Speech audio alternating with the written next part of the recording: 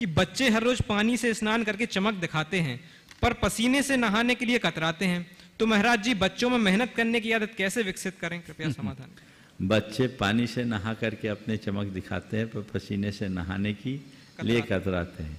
बच्चों को मेहनत करने के लिए हम कैसे प्रेरित करें। देखिए बिल्कुल सही है, बच्चों को प्रारंभ से बताएं कि मेहनत का परिणाम क्या होता है। उनसे बोलो कि अभी अगर मेहनत करोगे तो बाद में अतिरिक्त मेहनत करने की ज़रूरत नहीं होगी। श्रम को जीवन की शक्ति का आधार मानकर हर व्यक्ति को ये सिखाना चाहिए कि बिना श्रम के जीवन की कुछ भी उन्नति नहीं हो सकती। जब हम इसे प्रारंभ से समझाएंगे तो उनको अपने आप समझ में आएगा। श्रम का महत्व समझाएं, श्रम का मूल्य समझाएं तो बच्चे खुद ऐसा करने में समर्थ हो जाएंगे। अब प्रश्नों के लिए चलते हैं मंच पे विराजमान मुनि संघ के चरणों में, और सर्वप्रथम निवेदन है चुल्लक्षी 105 सुभग सागर जी के चरणों में कि अपना प्रश्न प्रेषित कर हमें लाभान्वित करें।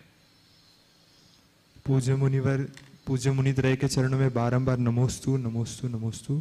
महाराज जी, आचार्य जी कहते हैं कि स्वाध्याय क्रमबद्ध होना चाहिए, तो क्रमबद्ध स्वाध्याय का क्या महत्व है और इसका कैसा लाभ लेना चाहिए। नमस्ते। क्रमबद्ध स्वाध्याय बहुत अच्छी बात है। देखिए कोई भी विषय को अगर आप समझना चाहते हैं तो यदि क्रमिक ढंग से करेंगे तो वो बात आपको ठीक तरीके से समझ में आएगी, और बिना क्रम के करेंगे तो आधी बात समझोगे, आधी बात सिर के ऊपर से जाएगी। तो क्रम पूर्वक विषय वस्तु को समझने की चेष्टा करें।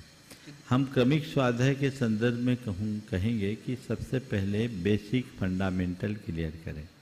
उस बेसिक फंडामेंटल को एकदम प्रारंभिक स्तर से कोई पढ़ना चाहता है तो सबसे पहले जैन तत्व विद्या पढ़े। जैन तत्व विद्या में आपको वह सब चीज़ें समाहित है जो किसी भी जैन आगम के मूलभूत ग्रंथ में प्रवेश करने के लिए अपेक्षित है। तो जैन तत्व विद्या का अध्ययन करें और उसके बाद छह डाला, तत्वार सूत्र, रत्नकर्ण श्रावकाचार और द्रव्य संग्रह को क्रमशः पढ़े।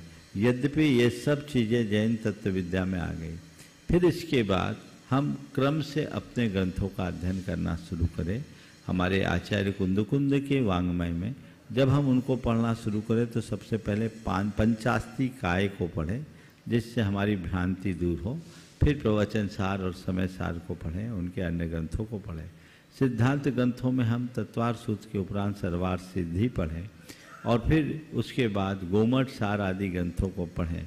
न्याय ग्रंथों में हम पढ़ें तो आलाप पद्धति को पढ़ें, न्याय दीपिका को पढ़ें, फिर परीक्षा मुख को पढ़ें, फिर उसके बाद प्रमेय कमल मार्तंड पढ़ने के उपरांत किसी भी न्याय ग्रंथ में हम प्रवेश कर सकते हैं।